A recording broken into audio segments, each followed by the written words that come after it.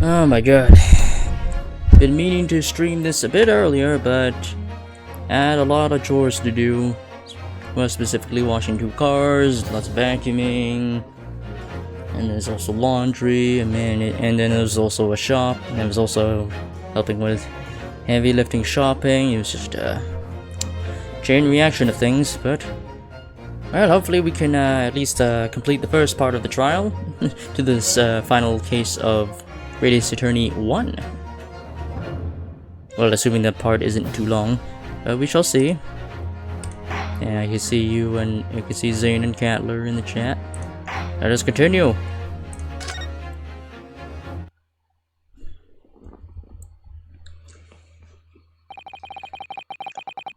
When I awoke the following morning, Susada-san was already gone. Wait, hold on, just checking the sound. Okay. Outside the window, the rain came down in sheets, and so began an even longer day than the last, one that I would remember for the rest of my days. 17th of April, 9:32 a.m. The Old Bailey, Defendant's Antechamber. Good morning, Gina. I'm determined to prove your innocence today. I'm sure we can do it. So where's your friend then? Sorry? You know, her in the fancy dress. Susato, or whatever, or however you say it. I don't know. Ah, Mrs. Sada had to leave early this morning. She was already gone by the time I woke up. You're right with that, are ya? Forget about me if you like. Go and see her off. It's fine. It's not as though Mr. Sato and I won't meet again one day. Even so. But you, Gina, you only get one chance. This trial today is all we have. Good morning. Oh, it's probably Herlock. Good morning, you two. Oh no, it's Iris. Never mind. How are you feeling, Ginny? Did you manage to sleep?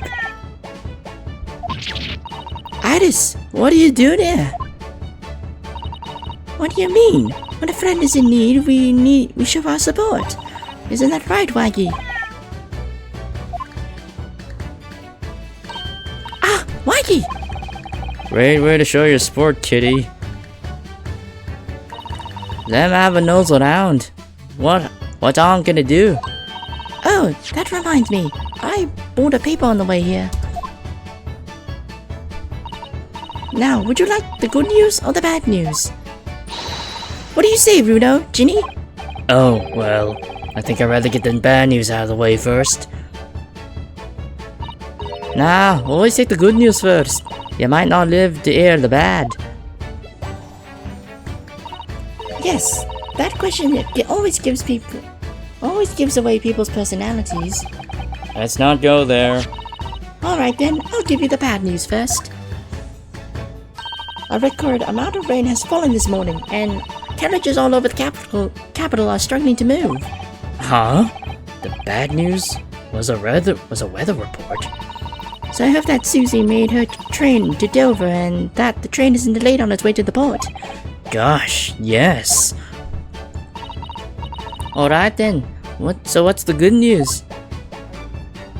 Well, the rain forecast is to subside this afternoon. So even if the train is delayed, it should be able to make up the time later. Well, that is good news, isn't it? I couldn't give a monkey's really. If only all the good news cancels out the bad. And look, the trial has made headlines too. Pawnbrokers perishes in pick-purses plunder. See? How'd you like that? Well, let them say what they want. See if I care. I can't because you're covering your face.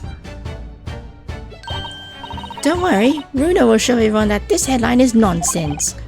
I will? And then in tomorrow's papers, the headlines will be Discharged diver is dauntless do-gooder. Isn't that right, Runo? Oh, yes.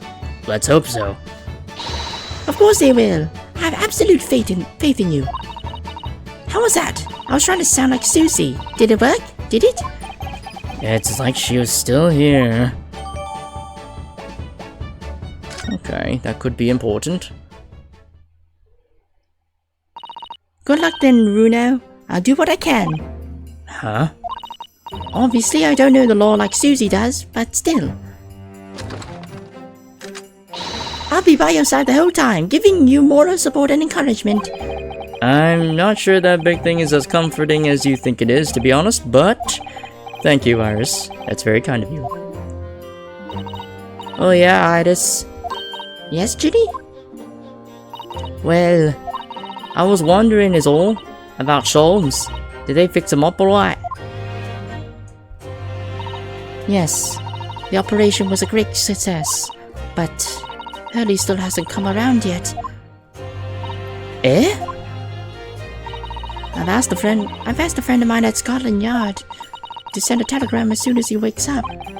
I'm sure Gregson will let us know the moment he's as long as I'm sure Gregson will let us know the moment there's news. Oh, right. There's a side of son and no Mr. Sholmes. It's all down to me today to prove that Gina is innocent of this crime. Miss Gina Lestrade, counsel for the defense. Trial's about to begin. Please make your way into the courtroom. It's time then. Yes, let's go, Gina. Iris. Lead the way, Bruno.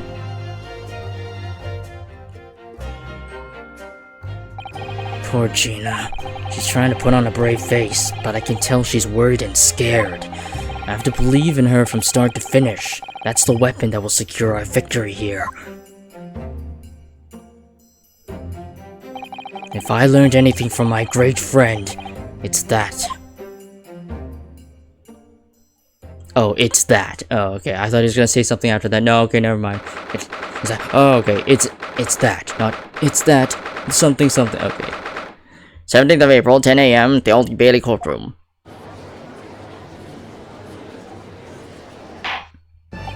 In the name of Her Majesty the Queen, I hereby declare this court to be in session.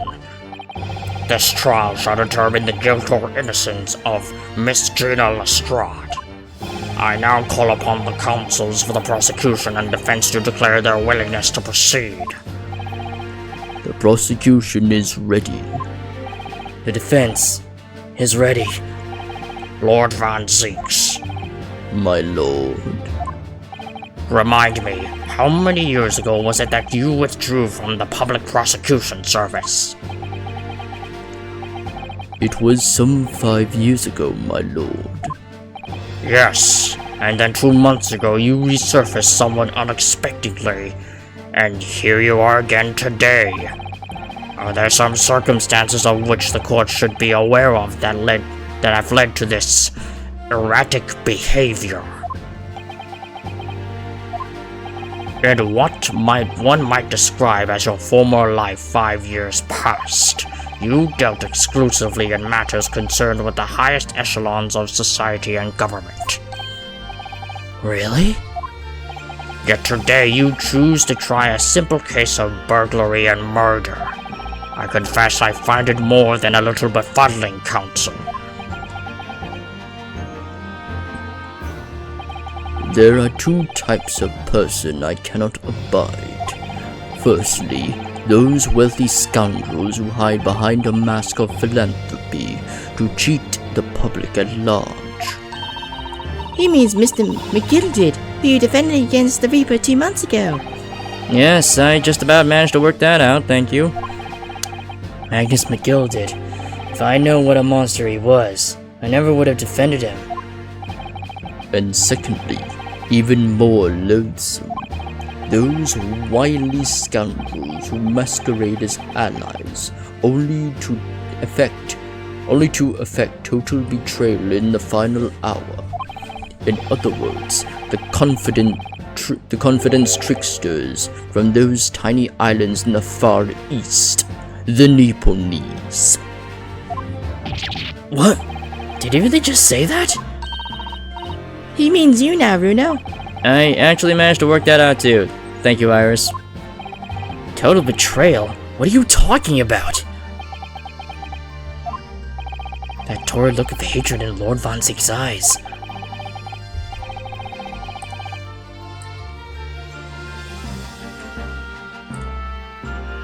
Was that directed solely at me? Or was he talking about all Japanese people? That fucking racist. An alarmingly scathing explanation, Lord Von Zieks. Still, the judiciary welcomes the return of the so-called Reaper of the Bailey, feared by all London's malefactors. Your lordship is too kind. Now, jurors, the 6 of you have been selected at random to represent the will of the people in this trial. Are you ready to hear the evidence placed before you and determine the guilt or innocence of the defendant? Former lieutenant in the British Army here. Don't you know? Chaps like me were born ready. Clean crockery, clean cutlery, and clean conscience. His lordship's motto is very appropriate here, I think.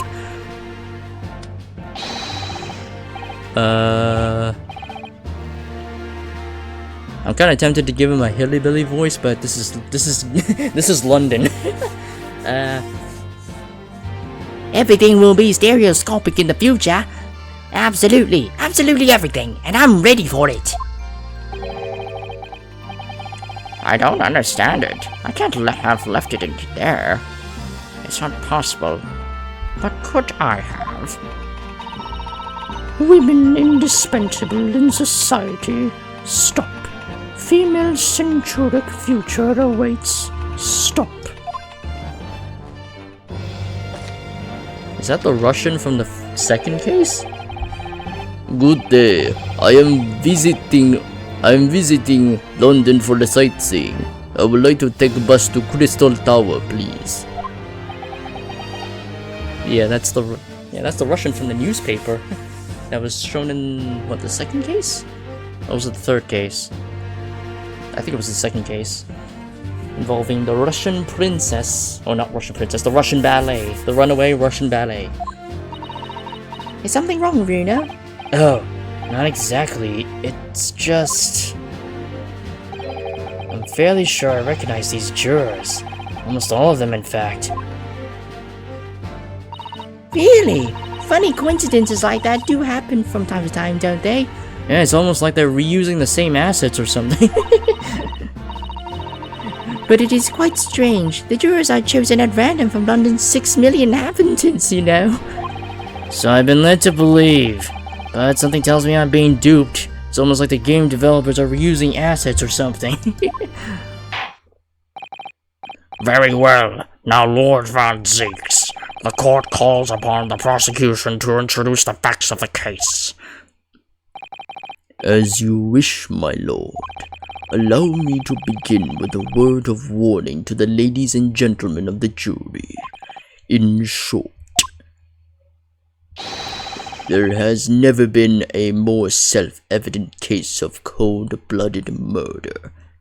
Wait, isn't that the last... Didn't you say that the last time? Or like in the last 2 cases ago? That, oh yeah, this is definitely clear-cut. Cut and dry. Easy to decide the verdict for, and then we just kind of folded him. Although granted, we did get lucky, because, in McGilda's case, he did set us up. He set us up. The victim, Mr. Pop Winderbank, proprietor of a pawn shop on Baker Street, was shot from behind and died instantly. The prosecution presents this photographic print of the crime scene. As the court will observe, there is a single bullet wound just below the gentleman's left shoulder. The evidence suggests that the bullet pierced the man's heart, resulting in near-instant death. Moving on to the findings of Scotland Yard's coroner. His report states that the bullet entered the body on a rising diagonal trajectory. Oh shit. Yeah, and it showed, yeah, and Gina was found to be lying on the floor with a gun in her hand, so they're gonna probably say that she shot him while she was on the ground. And what's that supposed to tell us? It means the victim was likely shot by someone significantly shorter in height than himself. Someone like the accused, you might say. Oh, The prosecution wishes to present the autopsy report and crime scene photograph as evidence, my lord. Indeed, the court accepts. Hand them to the bailiff, please.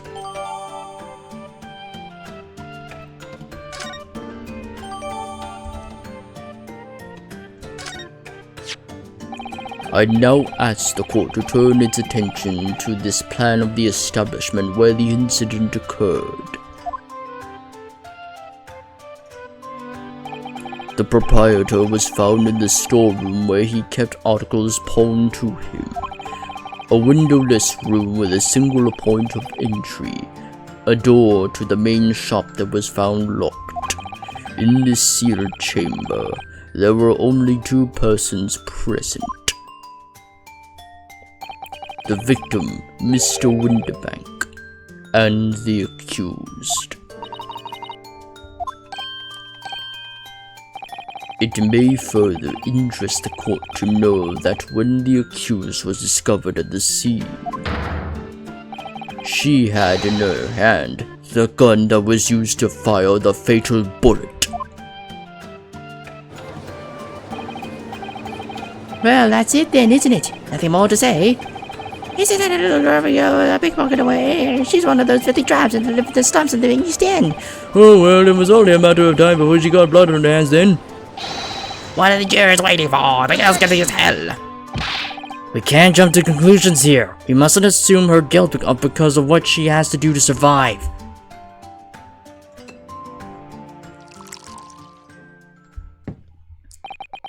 My learned Nipponese friend, it is you who mustn't jump to conclusions. The prosecution has barely begun presenting its case. Conveniently, this appalling act of murder did not go unobserved. There were witnesses. Good gracious! After their testimony, this girl's true nature will be exposed. Pitiful pickpurse or cold-hearted killer. Here's to establishing the truth. The court will take the floor plan and firearm into evidence. Hand them to the bailiff, please, Lord Von Zeeks. At once, my lord.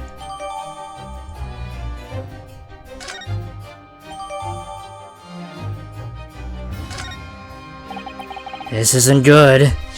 Actually, let's take a look at the oh my god, we have so much evidence. Hound of the Baskervilles, yeah, we've already know the deal with that. Representation papers, yeah. Pawnbroker's ticket for the box. And it's just the same catch. The blood samples. Pop in the bank. The McGill case notes. Victim found deceased on the last scheduled omnibus on the day after the stab wound to the abdomen. Details of the victim: Mason Milverton, male, brickmaker, East End of London. Trial summary, yeah. Conviction was assured with 3 eyewitness testimonies. However, a surprise 4th witness testimony resulted in acquittal due to insufficient evidence. Today's paper. Pawnbroker perishes in pickpurse plunder. How awful. Virginia, I mean. But tomorrow's headline will be, Discharged diver is Dauntless do-gooder, right? Yes, something like that. If possible, I'd like to go even bigger. Bigger? How? Proud pickpocket protects planet post-trial. Perhaps? Protects planet? Oh, I can't wait for tomorrow now. It's going to be so great. What do we have here? There's a sensational story lower down the front page as well. Look! Ministry Mole? Classified secrets may have been leaked overseas from Ministry of Justice. For a 10-year-old, Iris certainly has her finger on the pulse of the world news. It's about secret communications between Great Britain and its allies. Apparently they're being intercepted by hostile nations. Communications are being intercepted. But how would somebody be doing that? That's the question, isn't it? I come up with 3 different possible methods so far. Are you looking for a new career, Runo? No, of course not.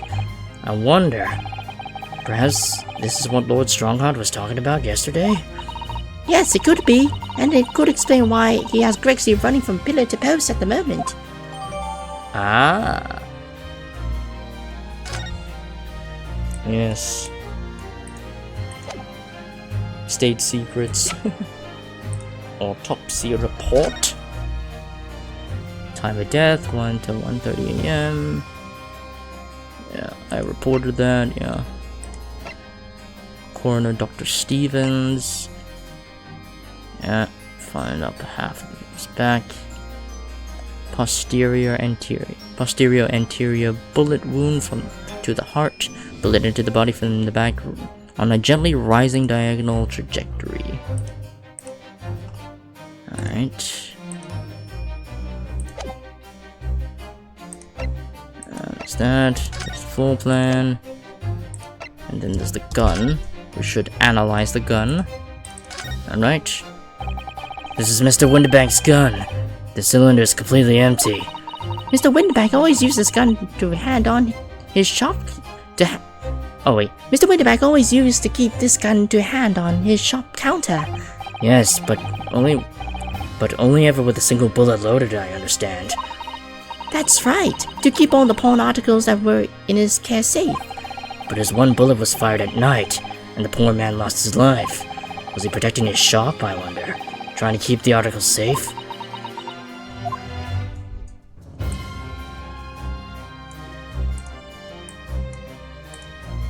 Okay, that's everything, I guess. This isn't good. I feel like the mood in here has turned very gloomy all of a sudden, Runo. I think that's because it has. Oh, he's already shed his cloak. Let us begin.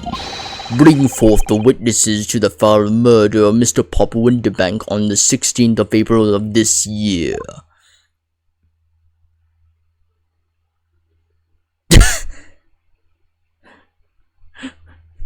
Oh my god.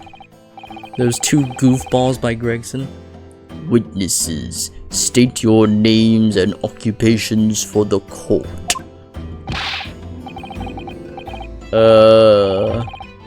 What voice do I give these guys? These guys are funny looking. Name's Nash Skulkin. Name's Nash Skulkin. Occupation is, baddie. Oh wait, he seems to have a Lifts kind of voice. My name's Nash Skulkin. Occupation's, baddie. Professional bandy. Name's Ringo Skulkin. Occupation's, same as him. Tobias Gregson, Scotland Yard Inspector. That's right. We're what they call the three Skulkin Brothers.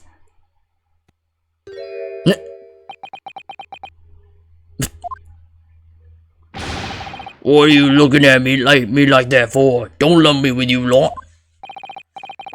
Cold blimey, that's cold. Don't you know what we're going through?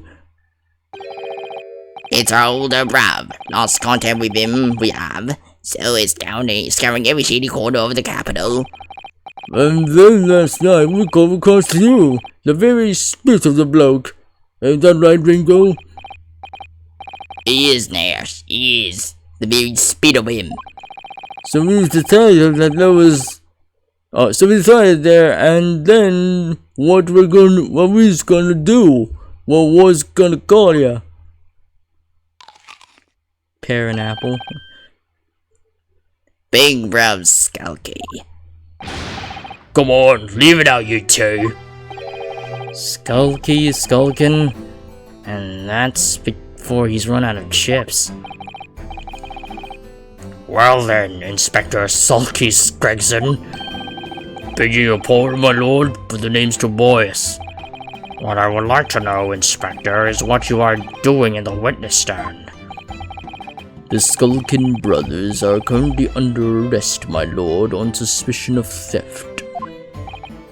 Ha! Thieves, are they? These three? No, my lord. Begging your pardon, but please don't lump me in with this lot. 2 nights ago, these 2 brothers illegally entered an establishment with intent to burgle, and in the course of their nefarious activities, they became embroiled in a far more sinister crime. By Jove, you mean to say... What an extraordinary coincidence. Indeed, my lord. While attempting to burglarize the pawnbrokery, they witnessed its proprietor's murder. Order! Order! The various trespasses of these brothers is not the subject of today's proceedings, though they will naturally face trial in their very near future. With your lordship's permission, I would like to remain in the stand to keep these gents on the straight and narrow. Of course, Inspector. Skeptical as I am about the caliber of these witnesses, I will permit them to take the stand. Mr. and Mr. Skulkin, you will now testify before the court. Describe the events of the night in question, and what exactly you saw. Happy to? Cause Skulkin's never skulking. Get over it.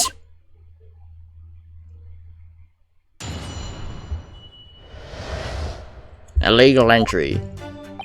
we were still walking down Baker Street in the small hours, and the gas door was ajar, see?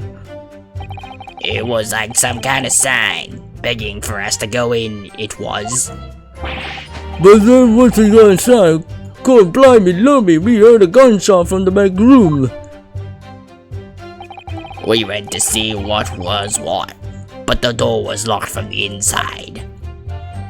We never done nothing, Governor. We never took nothing. We just left it at that, nice and quiet.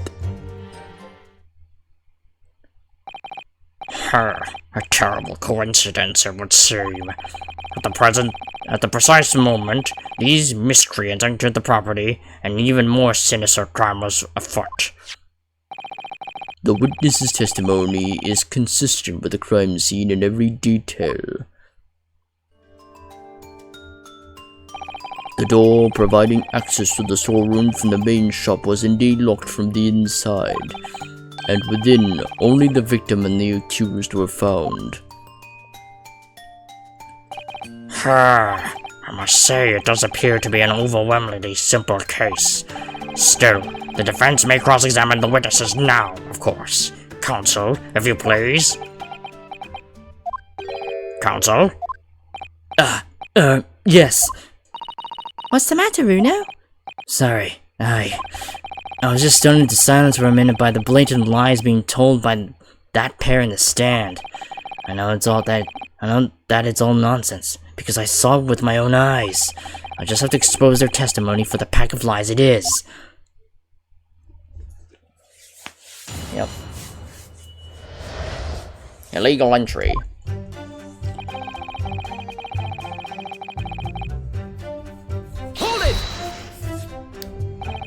The front door of the window banks was ajar, you say? What time of night was this? Must have been about 1, right, Ringo? Yeah, I'd say so. Right, Skulky? How would I know? The place would have been shut at 1 in the morning, just like every other shop in town. Well, There was fish back inside, it's true. Ain't that right, Ringo? I'm not so sure, Dash. I seem to remember a little light burning inside. What about you, Skulky? Me old mucker. Leave me alone. There definitely was a small lamp burning inside. That's what alerted us to this situation in the first place. And when these gentlemen ventured into the open establishment, the accused Miss Regina Lestrade already had the muzzle of her gun trained on the unfortunate victim. Objection! That is pure conjecture. Huh. Huh, perhaps, but it changes nothing. These brothers inadvertently wandered into the middle of a cold-blooded murder, simply because they found the door of the victim's establishment opened and ventured inside. Right, that's what happened.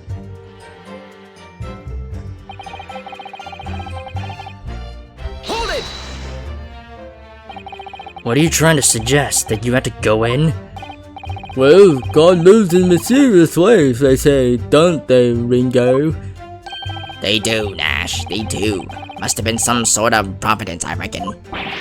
God's will often presents itself in as a whim of thieves, does it? It weren't no whim, I'm dead sure of that. It weren't, Nash, it weren't. Like we said at the time. You don't just find doors open in the middle all night like that. Nah, there's no two ways about it.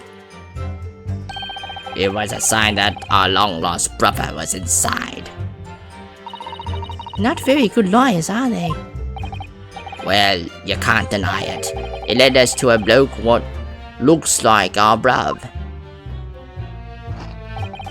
I said cut it out. Those chips are getting chomping. Those chips are getting a chomping today.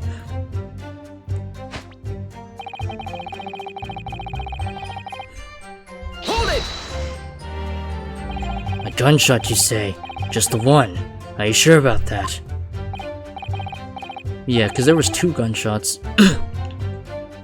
Yep, just the one, Governor. I can swear to that. It was, Dash, it was. Ain't that right, bruv? The firearm used belonged to the victim himself. Yes, Mr. Winterback always used to leave his gun lying around on the counter. Right, I remember. When we examined it, we found the revolver was completely out of rounds. That makes sense. Mr. Winterback always used to say he only ever kept a single bullet loaded. That's true. I remember him saying that as well.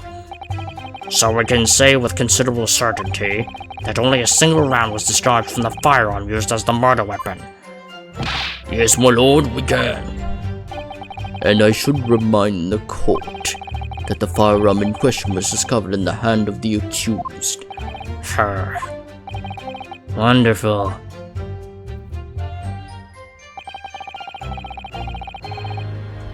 Hold it! Do you mean the door between the main shop and the storeroom? If my learned friend is having difficulty grasping the situation, perhaps a drawing would help. Excluding the shop's entrance from the street, there is only one other door, that of the storeroom. Of course, there was only a little oil lamp burning, not much to see by.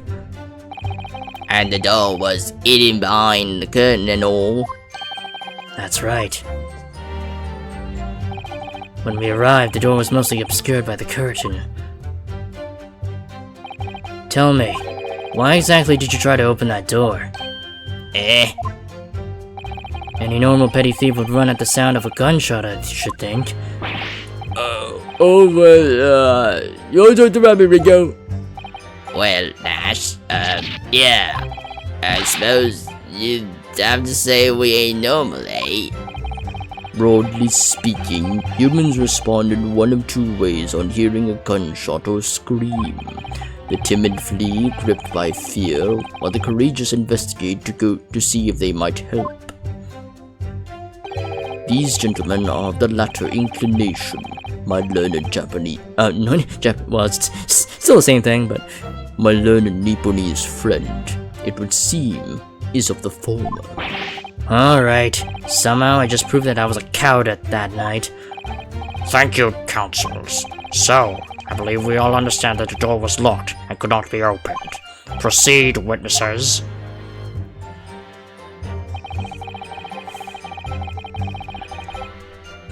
Hold it! You didn't do or take anything. Is that your story? Well, it was bedlam soon as... wasn't it? It was, Nash, it was. I didn't even have time to pull me dukes out me Lucy Lockets. So with no time to take your hands out of your pockets, you just left, nice and quietly, you say. That's right, Governor. Nothing we ain't more than violence. We're loving nibblers. We are not bludgers. We are, Nash, we are. Never even pulled me dukes out me Lucy Lockets. So, you clearly like us to believe. Sorry. Come again? As you fled from the pawnbrokers that night, did you not run into anyone else? And did you not fire a gun at that person? Saints alive! They fired a gun, you say? Blimey, Governor. You ain't telling us it was you in the doorway? It was. Why the bleeding Nora? Did you know? Did you mention that before? You weren't. You were armed with a gun, and as you fled the scene, you fired that gun at London's greatest detective, Herlock Sholmes. They shot them. Great Sholmes, I did hear that actually. There was a rumor he even rushed to the hospital. The Great Sholmes? That's beyond the pale. On the night in question, this pair were arrested by the police within minutes of the discovery of the crime scene. Their suspicions countenance rapidly gave them away. And when searched, a firearm was indeed found in their possession. Furthermore, the barrel shows signs of a shot having been fired from it. The prosecution invites his lordship to examine the firearm recovered from these brothers. Yes, indeed. Remnants of powder around the muzzle, as you say, counsel. The court will hold this weapon as evidence.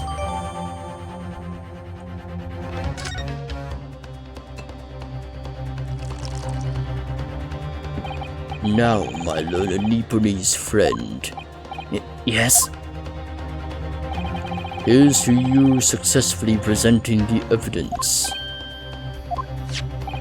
For yes, there are telltale signs of spent powder on this gun, and a single bullet is missing from the cylinder. But the prosecution demands evidence that it was fired at the scene of the crime under scrutiny in this trial. Objection! Well, I don't need evidence, because I was there. Objection! But you're certain. Yeah. However, the rest of us in this courtroom were not. If the defense fails to provide evidence in support of its rash claim, we shall have no choice but to toast your incompetence and move on.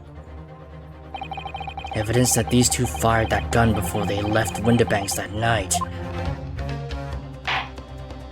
The court demands that all claims are affirmed with clear proof. What evidence shows that these witnesses unloaded the firearm in the pawnbroker's shop that night? Well, let us examine the gun they shot, shall we? Alright, let's see here. So, there's ammunition still loaded in 5 of this revolvers. Yeah, so there's ammunition still loaded in 5 of his revolver's 6 cylinders. Yes, which tells us that only a single shot had been fired from it. Exactly. The bullet that hit Hurdy, in fact, isn't it? Yes, it happened almost as soon as we walked in through Winterbank's door. I'll make those brothers pay. Is there nothing else?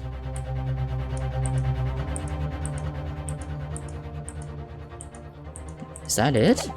Okay.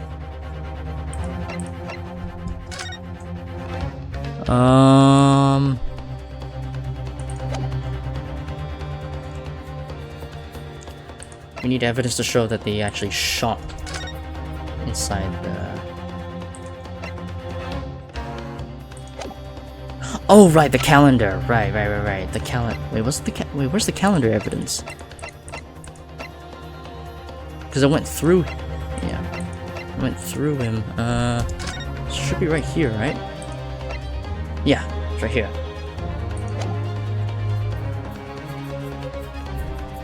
Take that! The evidence is in this portfolio. What? What on earth do you have there, Counsel? During the course of our investigations, we discovered a number of bloodstains. Not trusting the police to do the job they're trained to do. How arrogantly Newtonese of you. Well, anyway, we analyzed all of the blood samples we found and recorded the results in this portfolio. And you have claimed to have the evidence the court is demanding therein? Yes, my lord. No more dallying then, Counsel. Present the pertinent evidence at once. What do you have in your portfolio that proves these witnesses unloaded a firearm at the scene? Well, clearly, it was this one. Take that! What is that? Explain! It's a photographic print, taken at Winterbank's pawnbrokery on the day of the incident. From the scene of the crime, is it? Is that a bullet hole? And if my eyes don't deceive me, it appears the bullet is still lodged there. Yes, as your lordship noticed, the bullet pierced Mr. Winterbank's calendar. The date shown being the 18th of April, the very day of the pawnbroker's death. The incident occurred at 1 hour after midnight, but this indicates that a separate shot had been fired sometime after the calendar had been set to the 16th. That's right, and while it isn't irrefutable, the defense believes this is credible evidence that the witnesses did fire a round from their gun in the pawnbrokers that night. No! Order! How does the prosecution stand, Lord Van Zieks?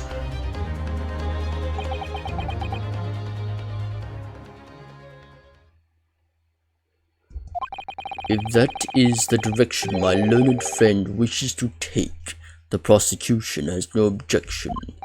What? But you'll forgive me for flinging my hallowed chalice aside in disgust at the repugnancy it exposes. Yes, on the night in question, these brothers entered the pawnbrokery illegally. And like the bold baddies they claim to be, opened fire on the new arrivals before fleeing back onto the street. Take it easy there, Governor. You're trying to land us in the soup. We had a deal. You weren't gonna let them into them details. Tell himself you set the blow straight. I have nothing to add. So he knew, did he? Van Zieks knew there. Oh fuck! I pushed. Oops. Sorry. Oops. I pushed. Van Zieks knew their testimony would almost certainly expose the intent of their crimes.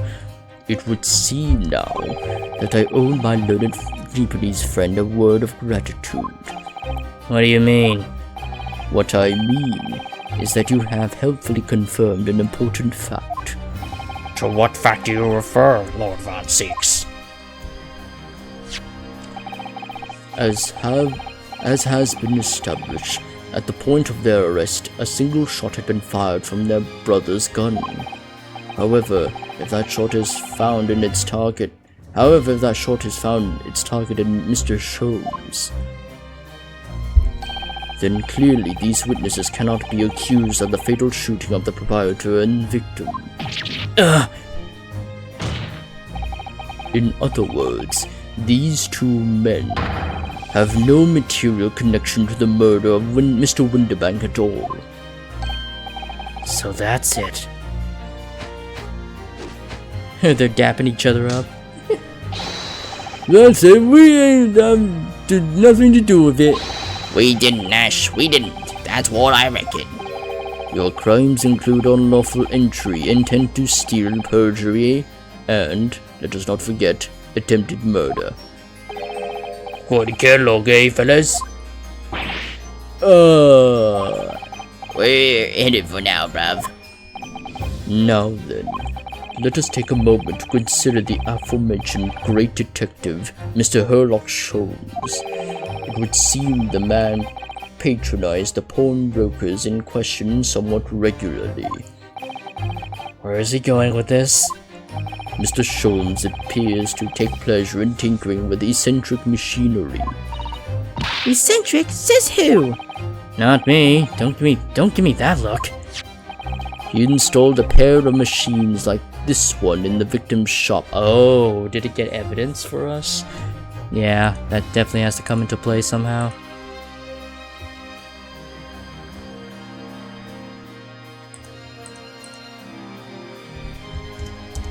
Whoops. Oh.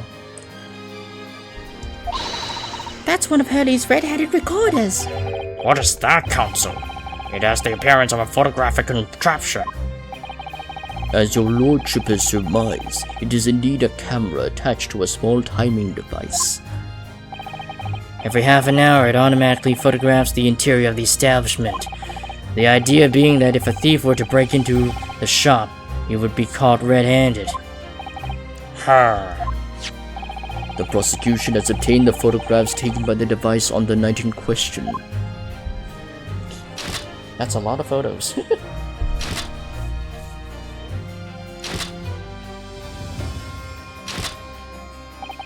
As the court will observe, copious identical prints are produced in a quite desultory fashion.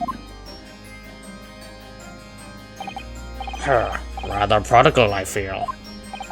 In fact, there are 2 such devices in the victim's shop, my lord. If I may refer to the court to the plan of the premises, their respective positions are here and here. You say these cameras produce a print every half hour. I'm afraid I fail to see how that would help if the anticipated thief conducted his activities in one of the many 30-minute intervals. One can only pray that the would-be criminal lingers, my lord. On the night in question, the witnesses currently in the stand were not caught on camera. That's a bit of Freya talk, eh, bruv? Lady Luck loves a skulking. Witnesses, at what time did your trespassing begin? Must have been after 1, right, bruv? Must have been, Dash. Must have been, yeah. Just gone 1. In which case, minutes before these brothers entered the establishment. What scene might we expect to see within the shop? Let us examine the evidence. Oh, fuck. Oh, shit. Good lord! It's the defendant! Miss Gina Lestrade! Oh, shit. That's, oh boy. As the court can clearly see, the accused is pictured, gun in hand, facing the victim over the shop counter. No doubt coercing the proprietor to open the door to his storeroom. Quite. One can only too easily imagine the events that unfolded. The court will take this photographic print as evidence, if you please, counsel.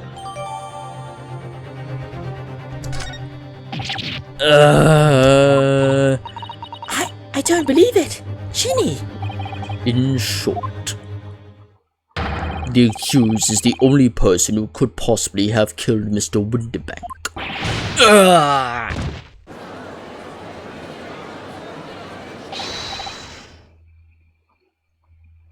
I say, my lord. Is it Sholmes? Oh no. I say, my lord. Wonder if I might put in a word at this point. Go ahead, Mr. Foreman. Took a bally bullet to the knee in the Battle of Maiwand. 1880, don't you know? Decorated for it and all that, but forced to retire from service, sadly. Of course, a medal can never outshine the exploits of chaps like us on the battlefield. Yes, Mr. Foreman, and what exactly is your point? Carried on the battle after retirement, you see. The battle of daily life, if you like. And here I am now, leading this small squadron, 6 men, all good and true. And we all go down together, you mark my words, one for all and all for one.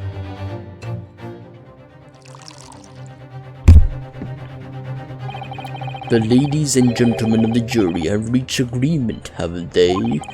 Is that what we are to understand? Well, Mr. Foreman, is that correct? In a manner of speaking, yes. That is the Garradem Squadron's position, sir. What? No! It's too soon to make a judgment here. Oh, god damn it! Status report for the courtmen, on the double. His lordship insists on the promptitude at all times, and that goes for making decisions too. Fuck, I forgot his voice already. I think you'll find the truth is as clear as day now.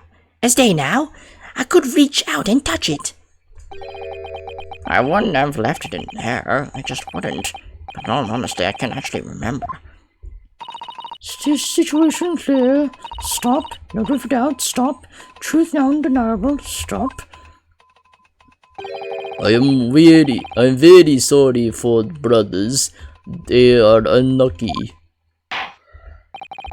Very well. I now call upon each member of the jury to state his or her leaning in this matter. Announce your considered verdict to the court. Guilty. Guilty. Guilty. Guilty. Guilty. Guilty. Did he hit it with... Oh my god, did the old man just hit that gavel spot with his head? Also, goddamn it, there's a bot in my chat.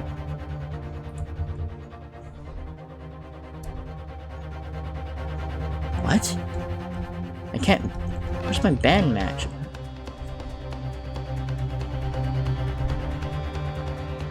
Uh-oh. Wait, I can't ban people? What?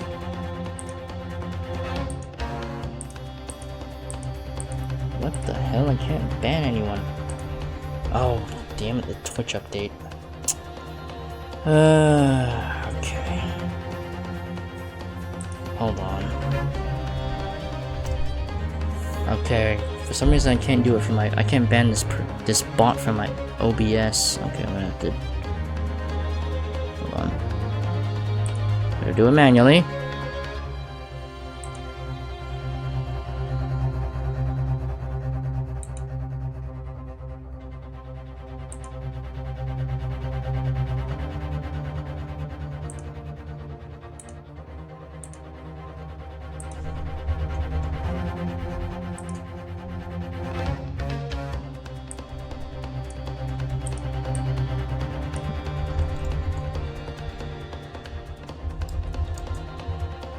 There we go. And go.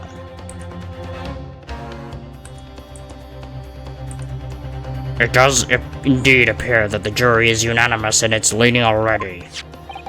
That photograph. It must be the definitive evidence that Gregson mentioned. But Ginny didn't shoot him. No, of course not. My lord. Oops. Okay, a bit of a glitch here.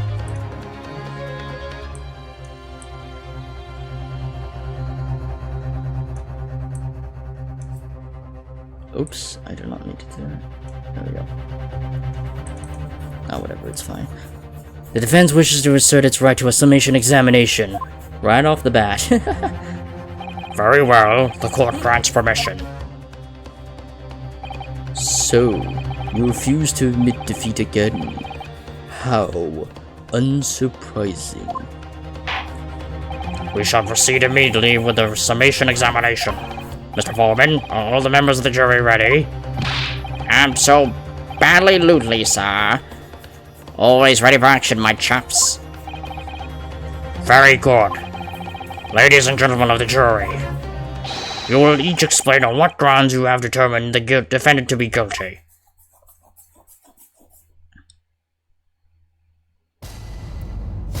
Alright, off to a great start. The jurors' contentions. All the evidence clearly points the finger of guilt at this young pickpocketing. At this young pickpocketing teen, I guess.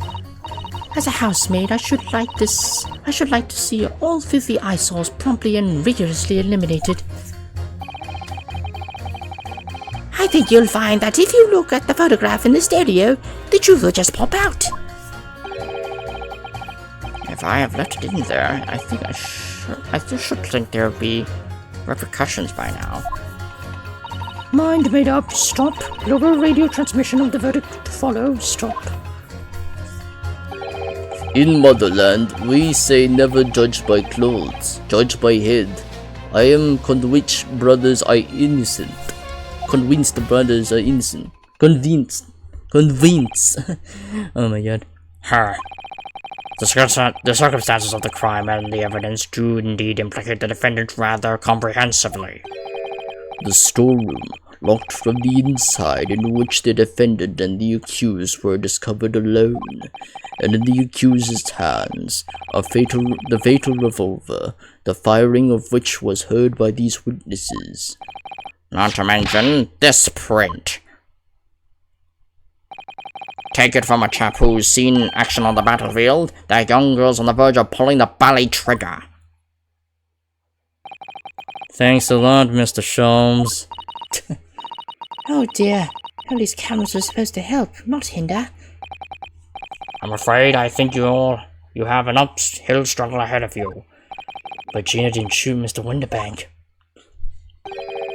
Which means there's more to this situation that we've yet to see.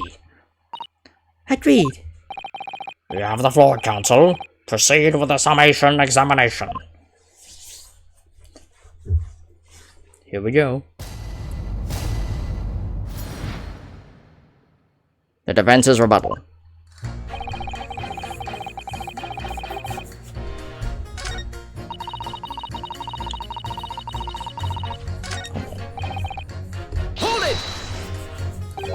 You're Mr. Natsume's landlord, Mr. Garadeb, aren't you? We really must stop meeting like this. Ah, you're that lawyer chap. Well, there's a turn-up for the books. Yes, rather a turbulent time we had back then. Some extraordinary events took place at your house, that's for sure. Luckily, Mr. Sholmes and I were able to get to the bottom of it all. I think we did a lot for you, didn't we? I mean, obviously. I wouldn't be suggesting that therefore you should change your leading to not guilty or anything. Can't be denied, I suppose. The curse of the Garadeb house was the talk of the town after that business. Lodgers moved out and I couldn't get a bally soul to take up the tenancies. Oh. Haven't had the heart to break the news to Joni yet. Bad enough that the old girl's clapped up. Yes, can't be denied. You did do rather a lot, but not for us. That's for dash certain. I suppose not. Course. There can be no suggestion of that being the reason I'm leaning towards guilty here, obviously. Obviously, but honestly, I really wish you paid more attention to the trial and less to juror number 2.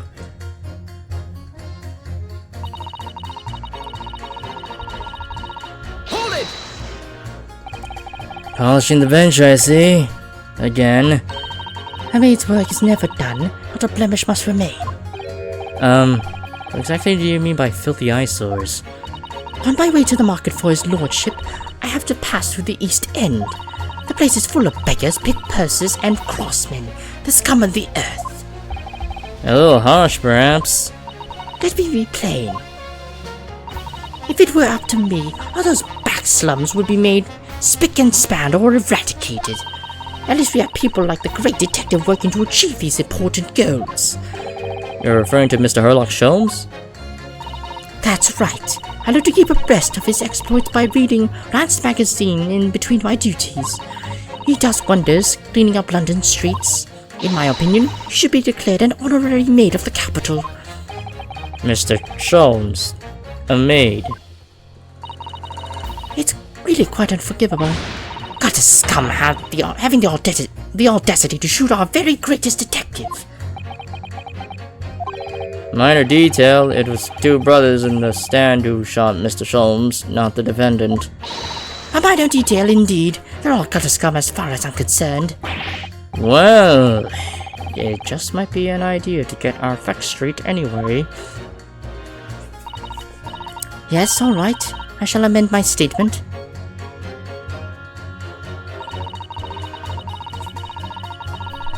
They should swing for really? This is the amendment. Okay.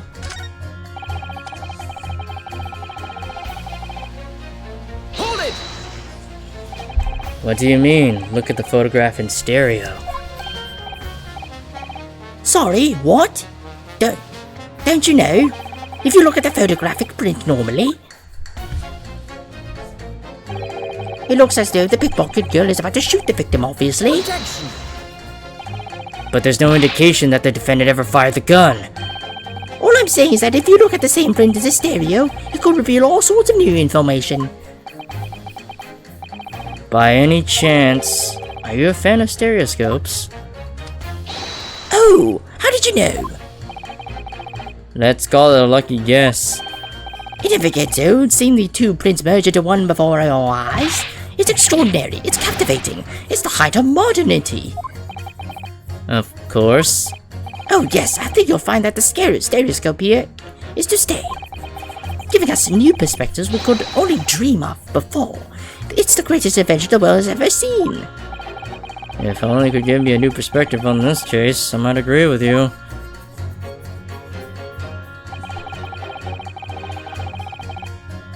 Hold it! What exactly have you been muttering about all this time, sir? You keep talking about having left something in somewhere or something like that. Ah, so sorry. As you can probably tell, I'm a surgeon. A surgeon? That totally passed me by. Of course, people conducting surgery in this country aren't considered to be doctors. Oh no. Even though me and my kind are at the forefront of medical science, the real brains in the field. So, what is it that you think you've left behind? Ah, well, that's a little embarrassing to be honest. You see, I was operating on someone yesterday. Standard thing. Went in through the abdomen. But when I finished the procedure, I couldn't find my scalpel anywhere. What? Did you... Surely not. Exactly, surely not, you say to yourself, don't you? Worrying, isn't it? That's what's been troubling me this whole time. Could I really have left my scalpel inside the fellow's belly? No! No, of course I couldn't. So, there you have it. Like I said, a little embarrassing, really. That's one way of putting it. The other's manslaughter. That's exactly my concern. And seeing as this case appears to be all but sewn up, I'm gonna focus on trying to remember exactly what I've sewn up elsewhere. Now, I'm sure I made sure everything was back as it should be. Well, as sure as you can be without being sure. Wait, was he the doctor that... Or, sorry, the surgeon, considering surgeons are apparently not considered doctors for some reason in this timeline. Wait, was he operating on Herlock? Was he the surgeon operating on Herlock? Oh no, that's not good. I'm sure you need to be more sure. Oh god, if he was the one operating on Herlock, oh boy. Hold it! Why is she doing... Sorry? Radio transmission? What do you mean? Are you from the Far East? Stop. Yes? From the Empire of Japan. All communications with Far Eastern nations used to take place by mail. Royal Mail steamers take more than a month to complete the journey. Ah, but now we have the electric telegram, so we can send messages using electrical signals. Thousands of miles of cables have been laid along the ocean beds, connecting the entire world. Thousands of miles of cable? On the ocean bed? It makes my head hurt just thinking about it. You are well informed, young lady. But cables will soon become a thing of the past. Stop. And just when I was starting to catch up. Radio transmission is the future. Stop. Messages carried over airways to four corners of the globe. Stop. Excitement growing. Stop. Atmosphere electric. Stop. Right. Try not to wear out your fingers. Era of wireless telegraphy. Stop. Driving technological revolution. Stop. And people say inventions like the stereoscope are the height of technology. What utter piffle. I can't understand it. I really can't. They're just silly toys. Oh. Excuse me. Juror number 3. Sorry to interrupt you when you're obviously fuming, but... What? Do you perhaps have something to say about juror number 5's last remark? As if I couldn't guess. Oh, you bet I do. Say that again. Go on. I dare you. Goodness, are you talking to me? I think he just might be, yes. You think stereoscopes are just toys, do you? Huh? Absolutely. I mean, really, a machine to view photographs in 3 dimensions? Why on earth would you not just use your eyes to look at the world around you? It's all 3-dimensional. What a great way to appease the man. No, I'm sorry. Stereoscopes are of no practical use at all. You just don't know. Pardon? I think you'll find that viewing a photograph through a stereoscope can unlock all sorts of possibilities. I'm obviously going to have to demonstrate. What sort of possibilities? Well, take a crime scene for example. If you had a pair of photographs from a crime scene that you could view through the stereoscope, it could reveal hidden clues you never even noticed before. What? Have you got any, Bruno? Any prints we could look at with the stereoscope? Yeah. How about this print here? It should do the trick, I think.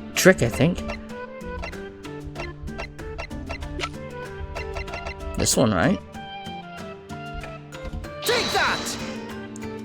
Alright then, juror number 3. Are you saying you can do this with any 2 suitable photographic prints? Of course I can. Very well then, I'd like you to demonstrate. I'd be delighted to. Just give me one more print and I'll amaze you all.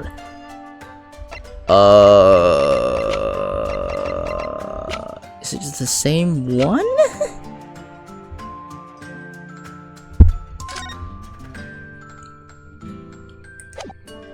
Is it just the same one? I guess? Take that! Wait, sorry? What do you mean, one more print? Oh dear, oh dear. Don't you have these in the Far East? Don't you know how a stereoscope works? Bruno. What? You need 2 photographs for a stereoscope, remember? Yeah, but we don't have the same copy though. We don't have another copy of it. You know, one for the left eye and one for the right. Oh yes, I remember now. But the print we have from the pawnbrokery, it's just a normal photograph. No. I think you'll find that the clue is in the name. It's a stereoscope, not a monoscope. You always need 2 prints. Thanks for the friendly explanation.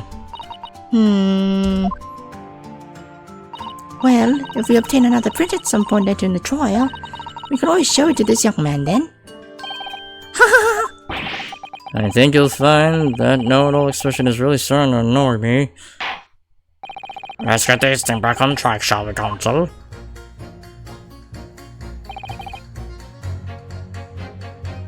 You know the print. The thing is, we only have this one though. What other one do we have? Because this one's clearly not gonna work. No, that's not gonna work either. Maybe the one here?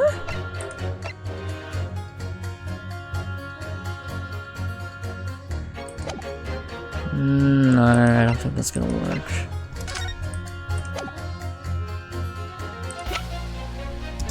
I don't think this has any photos, does it? I have no idea where we're gonna find that second print. Okay.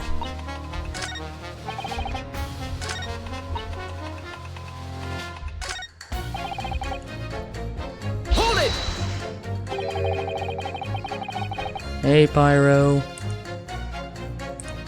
Please tell me you're not Villain Bolshevik, the Russian revolutionary. Revolutionary? He looks like him. Duh, I believe there is such a rumor. It's just a rumor. As you see, I have unfortunate appearance. I look like vicious criminal. Your words, not mine. Just wanted to point that out. People call me revolutionary, murderer, autocrat. And which club fits? Good day, I am visiting London for sightseeing. I would like to take a bus to Crystal Tower, please. Right, that didn't sound staged at all. But forgive me for having my doubts. To be treated like vicious criminal all the time, it is very painful. People do not realize. So I have much sympathies for these brothers. People say they are criminals only because of how they look. The Skulkin brothers? Duh, maybe they went inside pawnbroker's shop, but they have done nothing wrong. That is all what I have to say.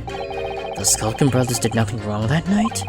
Alright, well first of all, that's one not so little misunderstanding I'll need to clear up straight away. Tell me something, Iris. What is it, Runa? The jurors are chosen at random from the inhabitants of London town, aren't they? Yes, it's amazing, isn't it? In that case, how is it that there is a Russian tourist sitting among them who looks for all the world like a revolutionary? I wish I knew. If I can't change the minds of more than half of these 6 jurors, the trial will be over. But we know that Ginny would never shoot anyone. Yes, so we need to find contradictions in what these jurors are saying and pit them against each other. I must be ready to go whatever lengths I have to convince them of Gina's innocence.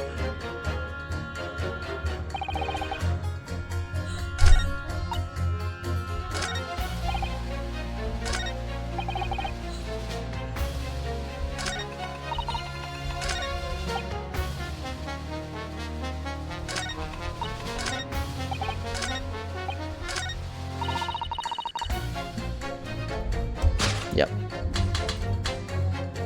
Objection! there we go. Those two statements clearly contradict each other. Good lord. Counselor, explain yourself. Oh my statement, contradictory. C-O-N. Juror number 6, you've got the wrong side, you got the wrong end of the stick. I do not have stick, I have mouse. As juror number 2 said earlier. What is this music? Okay. When the Skulkin brothers fled the scene on the night in question, they fired a shot from their revolver. Yes, they shot poor Mr. Sholmes in the abdomen, I understand. Surely you're not going to tell the court now that you didn't hear. Abdomen. A-B-D. Sir? Sorry. My English is still learning. You are telling the court you didn't hear. Forgive me, I did not hear. Ugh. Ah, here is word. Abdomen. Part of person's body containing stomach and other vital organs. If this is what you mean, you should say in plain English, I am Russian, not a native speaker. Who thought it was a good idea to let this man be on the jury again? So, you are telling me these brothers who look like criminals were lying. They said before we never done nothing, but truth is they shot detective. Duh, this is double negative. Yes, that's exactly right. Lying is wrong, especially when lie is said by person who looks like criminal. Coming from you, that seems surprisingly prejudiced. This means when they said we never took nothing, maybe it was also big fat lie. Is this true? Well, according to the police report, no stolen goods were found, so... Enough, I trust no one now. It's not the mouse's fault though, sir. I must see with my own eyes. I must investigate crime scene myself. I'm afraid that won't be possible. Yes, it is, Bruno. Easily. Sorry? With the print from Hurley's red-handed recorder. Ah, If you compare the print that pictures Ginny and the next print from half an hour later, you'll be able to see straight away if anything was taken or not. Gooey, Mr. Prosecutor. Tut tut. Calling on the prosecution in the middle of a summation examination of all times. The print showing the accused threatening the victim after she broke into the shop is this one. Following this, the victim and the accused moved into the storeroom. Meanwhile, the Skulkin brothers entered the shop and summarily heard the fatal gunshot ring out. Sadly, none of these events were captured on film. This is the print produced by the camera half an hour later after the brothers' flight.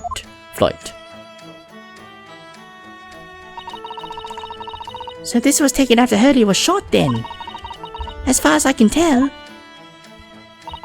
nothing has been taken. that does seem to be the case. I can't notice anything that's obviously missing in the second print. So, the brothers who look like criminals told only one lie. They shot man, but they stole nothing. It would seem so, yes.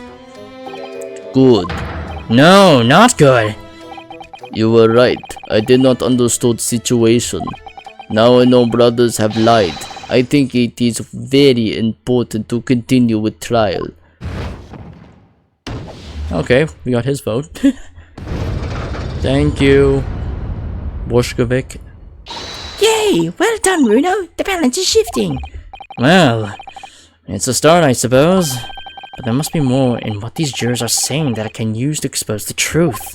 And if I can do that, we might turn the situation to our favor still. Thank you, counsel. Continue with the summation examination. And kindly hand that new photographic print to the bailiff to be filed as evidence. There we go. Alright, we have two prints. Another print in the court record. I wonder if we can make use of that. Yep. Hold it! Can't really show off new clues though. Don't know unless you try. How about this print here? Alright. Take that! Alright then, juror number 3. Are you saying you can do this with any two suitable photographic prints? Of course I can. Very well then. I'd like you to demonstrate. I'd be delighted to. Just give me one more print and I'll amaze you all. Take that! Alright, these two prints were both taken with the same camera and window banks on the night in question. Yes, I see. Tell me, Mr. Lawyer. Do you know how stereographic images work? Do you understand the principle? Well, I think so. I did have a lesson only yesterday. The left and right eye images need to be the same, only with a slight shift in the positions of some objects. And then when your brain merges the two images together, inside your head, it notices the shift as if it were in death. Yes, exactly. It's that small shift between certain objects in two pictures that's really important. So what happens if you use two photographs that are exactly the same then? No, obviously that wouldn't work at all. Not for seeing this scene three-dimensionally anyway. Oh! Of course, now I see. I think the young girl has discovered the secret. I have. She's still cross-eyed. Can you uncross your eyes before you tell me? Have another look at these pictures from Hurley's camera, Runo. Go on. Can you see that there's a really obvious difference between them? Of course there is. There are two people in the first and no people in the second. Oh yes, you can see that straight away.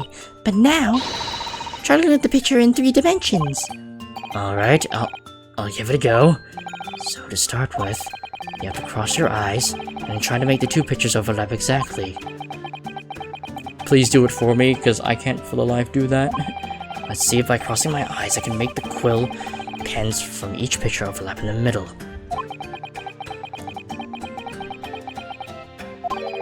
Wait. Well, did you manage to see it properly, Runo? Wait, was I supposed to manually do it myself?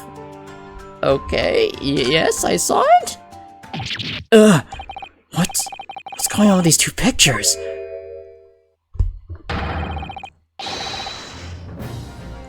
Some of the things at the counter sort of jump out at you.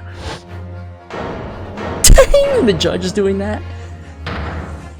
Oh yeah, and Van Six is using an astral stereoscope. Yes, that's it. You see? That's the another amazing power of stereoscopes. Other amazing power? Is someone going to explain this black magic, eh? Why the deuce do some of the things on the counter seem to jump at you like that, I think you'll find that if you consider the basic principle of the stereoscope, you'll answer your own question. Basic principles of the stereoscope? As I said before, if you truly look at the two identical pictures using a stereoscope, it won't work at all. It's a slight shift in the positions of certain objects that lets you see the pictures three-dimensionally. In other words, even though at first glance it seems the objects on the counter haven't moved at all between the two pictures, this shows actually there must have been a slight shift in their positions. Yes, it must have been. Thanks for doing the work for me, because I tried doing the cross-eye thing myself. I can't see it. Now hold fire there, sir. Got a reasonable grasp of this whole cross-eye business now, I'd say. But why the devil does a shift between the two prints exist in the first place? Well, what's the answer, fellow? Come on, you're the cross-eyed master. What? Me? I'm the first idea. I'm the first idea. You know, Runo, it's quite simple. It is? Just think it through step by step. The first photograph was taken at 1 AM. Then, 30 minutes later, the second photograph was taken. But the position of some items on the counter appears to have shifted slightly in the interim. So that means... That means that sometime in the half an hour interval, someone must have tampered with the things on the counter. So guys. Someone tampered? New information, stop. Not mentioned in testimony so far, stop. Yes. We've had to go around in circles a little here, it seems. But I'm starting to see what I should be aiming at in this summation examination now. Ladies and gentlemen, the question now is clear. We know the items on the countertop were moved, but by whom? Are you suggesting you might know? Of course. I can tell you right now who is responsible for the almost imperceptible shift in the items on the counter. The brothers, aren't they?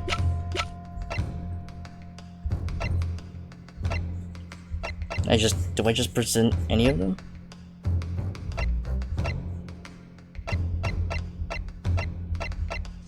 Take that! It was the witness currently in the stand. It was the witnesses currently in the stand. The Skulkin brothers. Wait, this does not agree with what brothers said in testimony before. They said they did not even have the time to pull jukes from Lucy Lockets. My phrase book says Dukes is meaning hands and Lucy Lockets is meaning pockets. But is this another lie? Is this what you are saying? Yes, I'm afraid so. Now, hold there a minute. You can't be sure of that. I quite agree. The accused is a common pickpurse after all. It's perfectly possible that she went through the things on the desk to see what she might steal. I think that's unlikely. And why exactly? As you can see from this photographic print, the defendant was pointing a gun at the victim. It would seem, as my learned friend indicated, that she was coercing Mr. Winterbank to open the storeroom door. In other words, Mrs. Strahd's interests lay within the storeroom, not in the main shop, giving her no reason to touch anything on the counter. All of which point to one thing. The Skulkin brothers have omitted key facts in their testimony. But the accused is a pickpurse, common gutter trash. Why look any further for the wrongdoer here? Because the Skulkin brothers are thieves, madam. No better, in fact worse, than a pickpurse. I believe that these brothers were looking for something on the victim's counter that night. Ladies and gentlemen of the jury, if you condemn the defendant on the grounds that she's a pickpocket, would it not at least be the right and proper to thoroughly scrutinize testimony given against her by two thieves? Well said. I, for one, would like to hear more from that shady pair. He hits him with his head. Oh, because he has surgery gloves on. He probably just got out of an operation. Can you all see now? I think you'll find stereoscopes aren't playthings. You've seen their extraordinary potential firsthand.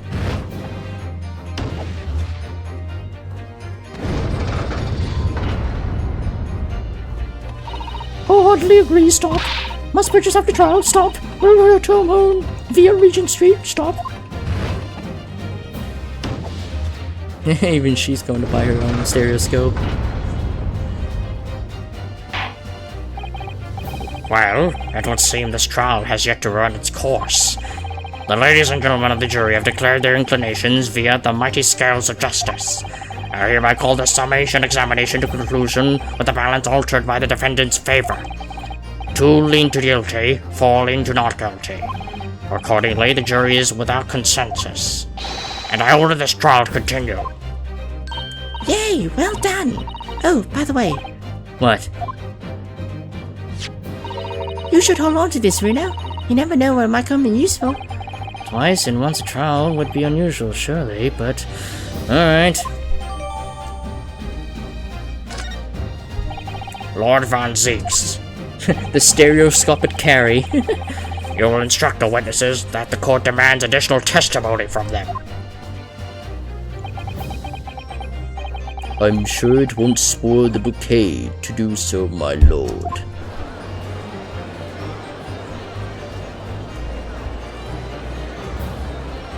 I've won myself another chance to probe that pair about their activities that night at least. And I won't stop probing them until I've proven that Gina is innocent.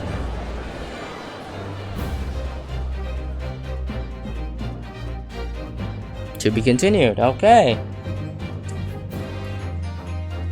Oh my gosh. Okay, that part wasn't actually too long. The stereoscopic carry. Oh wait, no, I need to save that. Because it only has 20 slots, right? Yeah, I'm saving those last 10 slots for the second game. So I'll just write that one.